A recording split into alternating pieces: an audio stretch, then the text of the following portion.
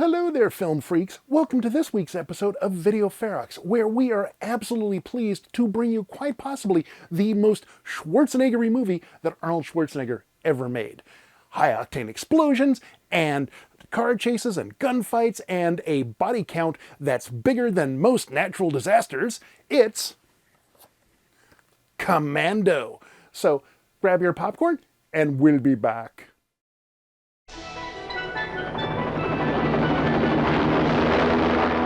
They hunted him down. You know, Colonel, we went to a lot of trouble to find you.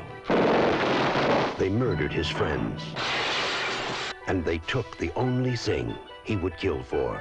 If you want your kid back, then you gotta cooperate. Right? Wrong. Now, somewhere, somehow, someone's gonna pay.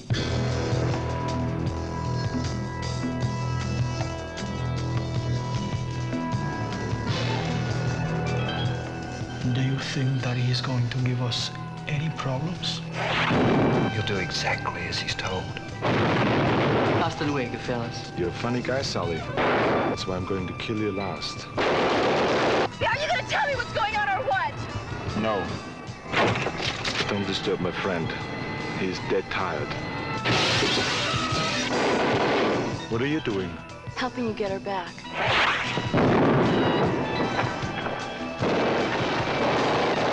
Remember, Sally, when I promised to kill you last? That's right, Major. You did. I lied.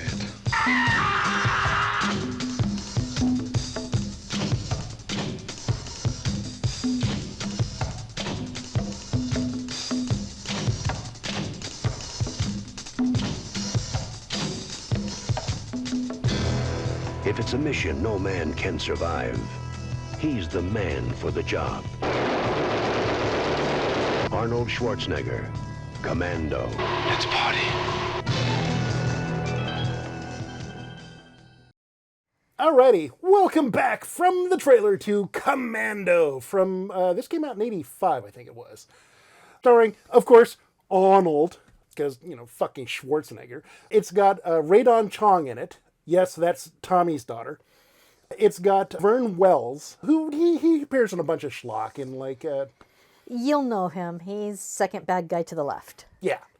There's Bill Duke, who was in Predator, and a couple of other... He didn't have a really big career, but he's an instantly a dude. I know that dude. Another second villain to the left, or second supporting good guy to the right. Exactly. There was Alyssa Milano, who played Jenny, the Matrix's daughter. This was she was 10, so this is really super early in her career. Not only is it super early, but she does an awesome job with it. Right. And then there's, of course, Bill Paxton is in this movie for about 0.2 of a second. You blink and you miss and he's gone. So, Teresa, okay, this is going to be the shortest segment ever. Did you like Commando? Absolutely yes. Yeah, fuck it. We're going to spend the whole half hour just gushing over this movie, so let's just move on to the spoilers.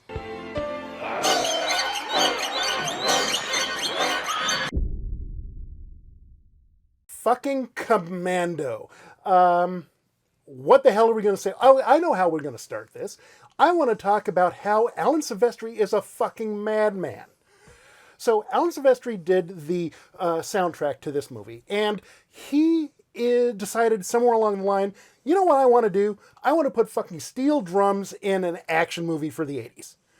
And it fucking works. I love them. A pretty genius backdrop to the movie. The steel drums have the capability of hitting your accent points that an orchestra or a rock band would normally hit in an action movie.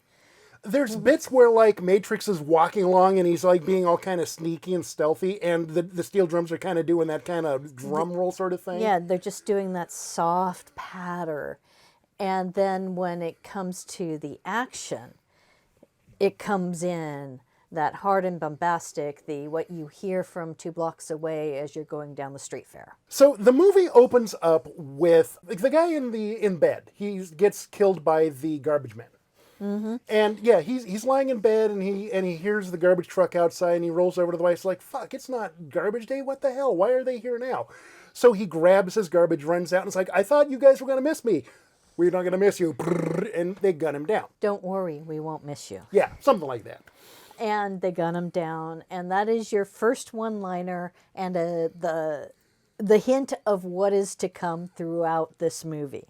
I am going to contend that this movie, above everything else, above The Terminator, above, okay, maybe Total Recall, but this is so fucking quotable. Every line out of Schwarzenegger's mouth is just, I let him go, stuff like that. It's like fucking gold.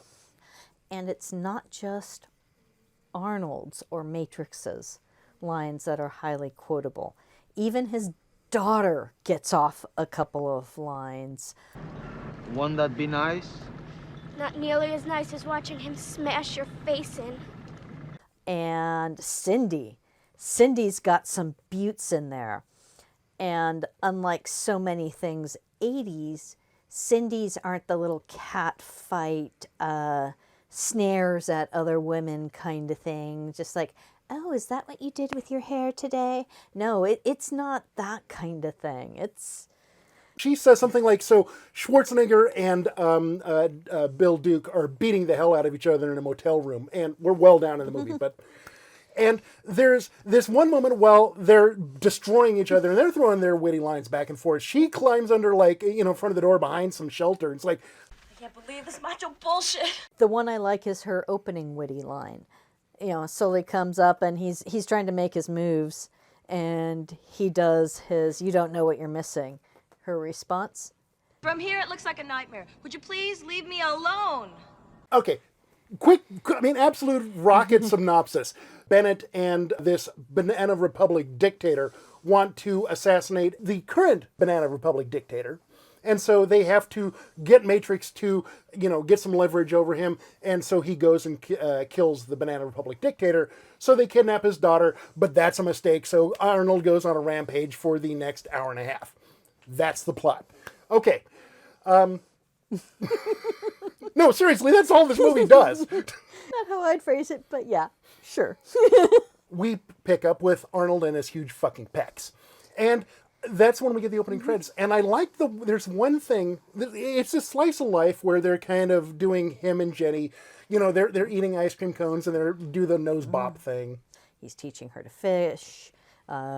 They're playing ninja versions of hide and seek. Stuff like that.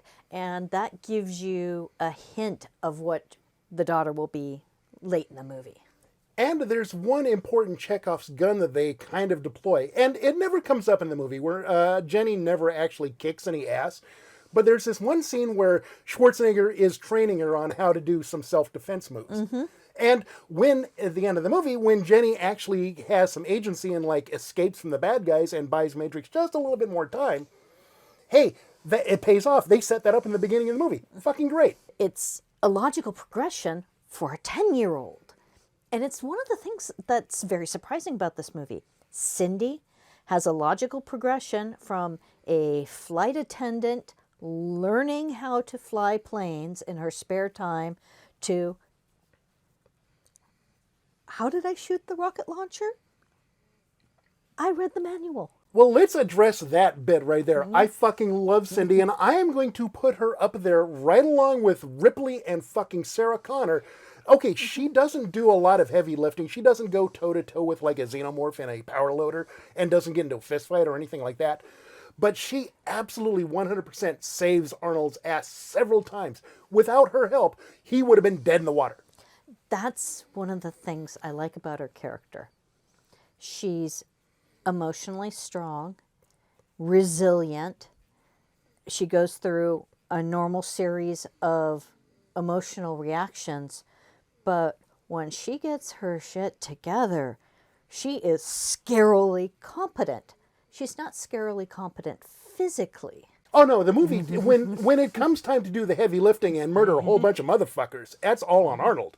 But... yeah, but she's willing to at least try to fly a plane of a variety that she's never been in. that was probably built well before she was born. You know, she reads the manual on how to fire a rocket launcher while she's sitting in the car waiting for Arnold to get out of his shopping trip. Okay, this sort of plane uses this sort of fuel and has this sort of range, so this means the island that we are trying to find is somewhere in this circle. Without that knowledge, then Jenny would have been dead. Exactly. And yes, she does start out the movie a little bit whiny and kind of freaking out and kind of that 80s, oh God, it's going to be another Willie Scott from Temple of Doom sort of thing.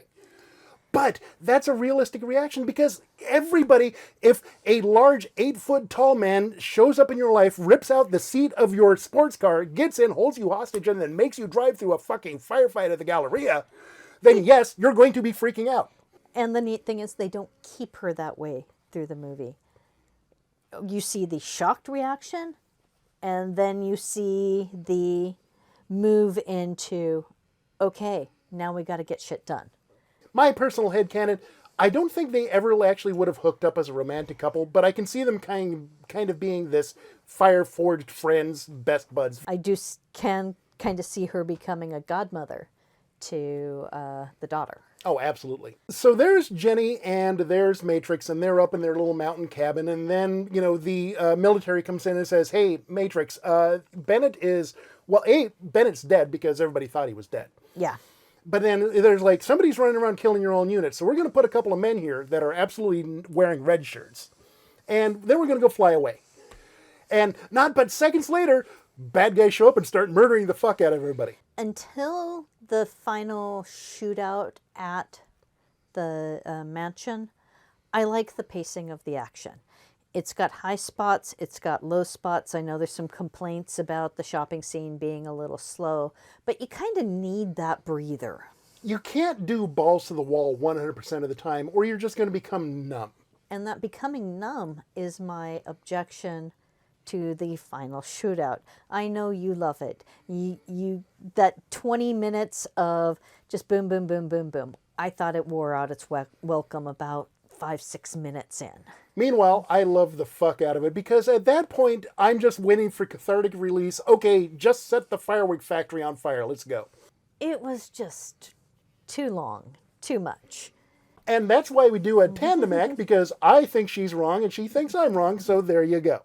You're right for you. Exactly. I'm right for me. And so Matrix does this, fuck it, I'm going to do the overland route while they have to do the switchbacks down the mountain. And eventually he collides with them, takes the convoy out, but they manage to get the jump on him. One of the things I love about some of the 80s shows is that they had stuntmen who were bug fuck crazy. And this truck careening down the hill is one of those glorious instances. Once again, don't think about the continuity, because you see that truck bounce off of a rock or a tree, and the next scene, that fender is fine. I even made a note of it. I wonder how many trucks they went through in that scene. So that's where they propose okay, hey, here's what we're just going to happen. You got to go kill the El Presidente, and when you do, we'll get your daughter back. So we're going to put you on this plane and fly you down to the Bannana Republic. You're going to go kill the person that the U.S. government paid you to put in place when you deposed me. Exactly. And I'm making you depose with him with prejudice. And then we get our first instance in the movie of plot armor or me going, how the fuck did Schwarzenegger not die? Because they put him on the plane and the plane takes off and he I gotta go to the bathroom, gets into the little elevator that goes down into the cargo hold because all planes have elevators, whatever. And so he gets into the wheel well and jumps out of the plane, which is flying along and into the swamp where he should have died. But whatever, it's fucking Schwarzenegger, man. The physics of the movie and that kind of thing are consistent within themselves. So while physics is off in a corner, it's not off in a corner crying, it's off in a corner going, touché. So meanwhile, Sully, he is reporting back, Schwarzenegger's on the plane, it's all good, we've got 11 hours, and then we'll hear back from the guy who was accompanying Schwarzenegger on the plane. And then that's when it's like, hey, Rae Dawn Chong, you look hot and sexy. Want to go with me? And she's like, no, fuck off, man. She's like, go away, go away, go away. No, you're a nightmare. Go away. And that's where Schwarzenegger hooks up with Cindy and says, hey, man, they've got my daughter. I fucking need your help, man. And that's when he rips out the seat out of her Bentley. Let's be honest. He abducts her at this point. She is not a willing co-conspirator at this point. That happens later. At this point, she's terrified of the very muscular man who just ripped a seat out of her car. And there's implied violence in his every move. Schwarzenegger and Cindy, they go follow Sully, and they go to the Galleria, which is, I mean, if you've seen any 80s movie, you're like, oh, I know this place. It's like in Chopping Mall. It's Commando. I think they used it in Valley Girl. I mean, it's just been in a dozen movies. And I was looking at those outfits and going, oh my God, could that get any more California 80s? The hair, the outfits, the way the jeans fit, everything. It's just like, oh dear Lord. Schwarzenegger and Cindy, they get into the mall, and Sully goes, oh shit, that's Matrix. You're supposed to be on a plane. What the fuck are you doing here? He gets over to a phone and starts, and the cops, Cindy says, hey, the mall cop, that guy's kidnapping me. Could you please stop him? So they send a whole bunch of mall cops against, a fucking mountain of a man. And this is another case where the extras got a nice one-liner. He's one gigantic motherfucker. And so Schwarzenegger runs over to the phone booth that Sully is in and grabs it and rips it out of the fucking ground and throws it across the aisle. Reality just, no, don't pay attention, man.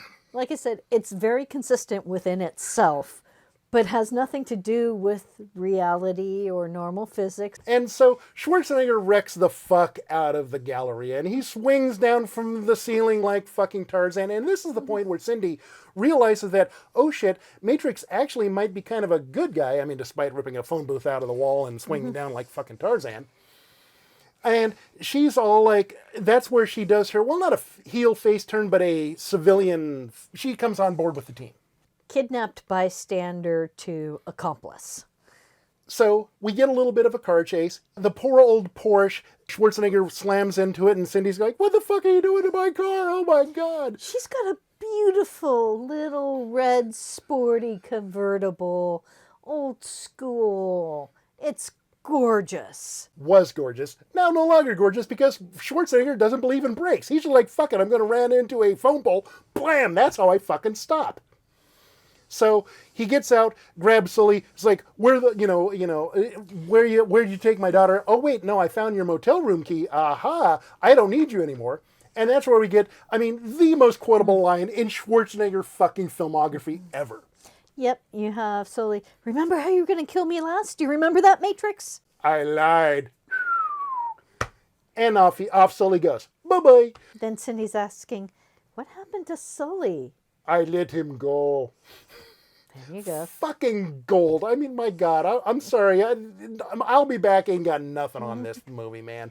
Although that line does exist in here as well. I think because at that point it had become kind of a Schwarzenegger tagline. Terminator was 84, so there wasn't a lot of movies between here and then. I mean, I know it shows up again in like Total Recall and a couple other movies down the line, but I don't think it had been anything yet. Okay, so it's near the start of the thing. Where were we? We have really left the mall. We've done the car chase, which means that we're now heading to the motel. Where Bill Duke shows up again.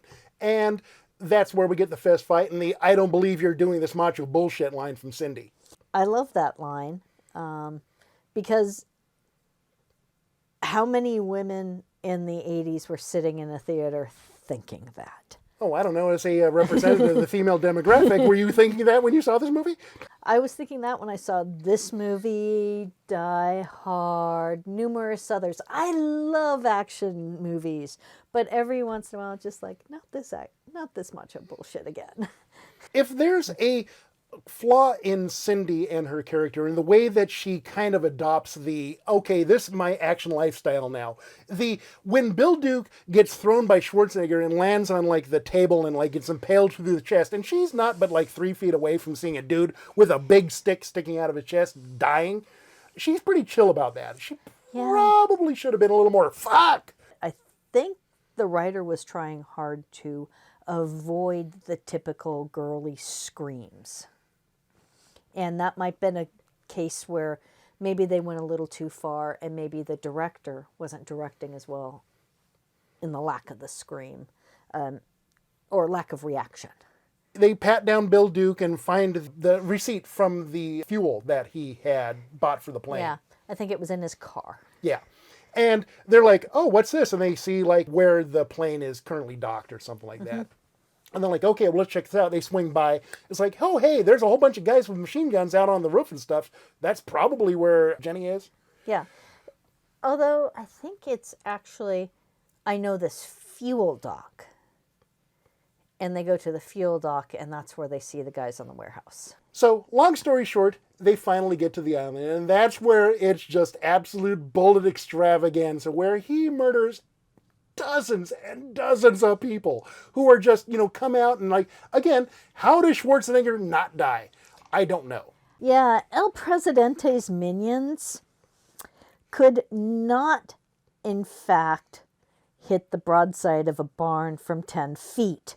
I'm going to disagree that they can't shoot the broadside of a barn, because once Schwarzenegger finally gets close enough to a grenade where they injure him slightly by scratching him with an explosion, he takes shelter in a shed, and they manage to shoot the fuck out of that shed. They miss him, but they shoot the shed. So therefore, your analogy is completely inaccurate. Okay, so for most of it, they can't hit the broadside of the barn. However, they can hit a shed when plot convenience allows it. Exactly. And this is the point of the movie where you just kind of ignore the little issues, like you can clearly see the springboards that are launching the stuntmen away from the explosions when, the grenades are going off. Don't pay attention to those. Or like the guys when Matrix finally blows up all the big buildings with the barracks and stuff, and there's a couple of mannequins just standing out there. So there's people that are dying. They don't move. They don't react to all these explosions. Just ignore all that bullshit, because just enjoy the fucking fireworks. And let's face it, the barracks blowing up. As far as the 80s blowing shit up, very disappointing. It was very obviously quickly put together plywood that was slapdash painting, and all you see is plywood and framing. And you see that all too clearly. I think that's... Yeah, they did it in slow motion so you can kind of get a too close look at it. And it's like, yeah. But then again, I'm still contending that the end of the movie, by this point, you've had such a thrill ride that I am willing, at least, to forgive the little sins like that. I don't think I complained the first time around, but the second time around when I was watching it at home, then I started noticing it. And I always forget just how overly long that shooting scene goes. And once again, that disagreement we have. Right. It's just like, I was having a great ride. I'm having a great ride. I'm bored now. Oh, good. He gets to confront El Presidente. Yay! El Presidente. He goes down. Yes! The girl escapes. Yes! And now we're back to shooting people again for way too long. Yeah, whatever. After Bennett is dead and Jenny is saved and the Marines have been called in to save the day, To do cleanup.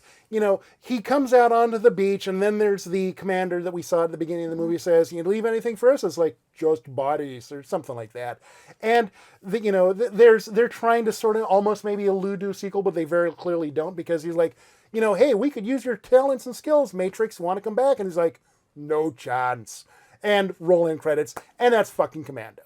And I love the poisonous look that a very young actress gave the commander, this 2-star general. She just shoots a look of pure poison at him when we could use somebody to reform your old team. and just this narrow-eyed, She doesn't have a lot of scenes, and she doesn't really interact with like everybody aside from like Matrix and Bennett. But as far as kid actors go, I think Alyssa Milano did a pretty good job here. she did a solid job. It's hard to work with kids. It's very hard to work with kids in an action movie. Every director's cut that had kids or animals, you hear them say this over and over again. Hell, I think everybody does a pretty good job. I mean, Schwarzenegger is Schwarzenegger. He's like Mr. T, or, he just is. He just is what he is. Yeah, there were a few shots I noticed, especially ones where he was starting to do a stunt, where the Matrix expression faded and you can see the focus expression of Mr. Universe. And that focus expression is a lot softer than Matrix's expression. So that was kind of interesting to sometimes watch, where he was calculating, okay, I'm going to be putting my foot here, I'm going to be doing precisely this. And yeah, that expression slips. So we're way the fuck out of time, and so much is going to wind up on the cutting room floor. So shall we just go right to do you have any final thoughts? It is just plain fun, and it doesn't have any of like the dark torture scenes or anything like that. It's just fun. Yeah, it's a nice, tight 90 minutes, get in, get out. It's fun. Bring over some pizza and some friends and just watch the fuck out of this, because you'll have a blast. It's all good. All right, well, that's Commando, so we'll catch you next week.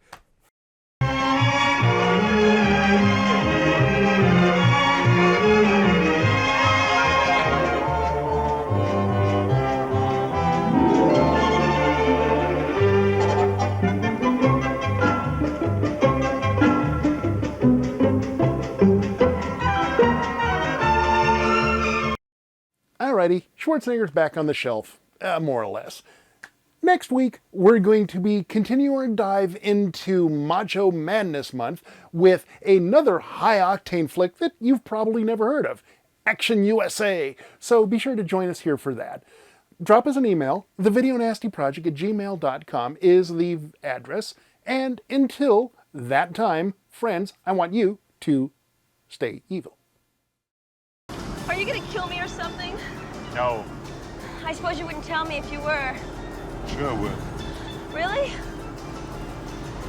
Trust me.